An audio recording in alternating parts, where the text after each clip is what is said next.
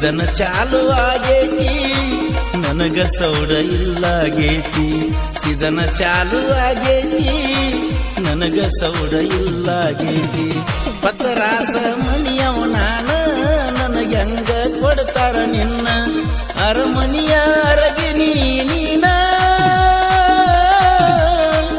ಅರಮನಿಯ ಅರಗಿನಿ ನೀನ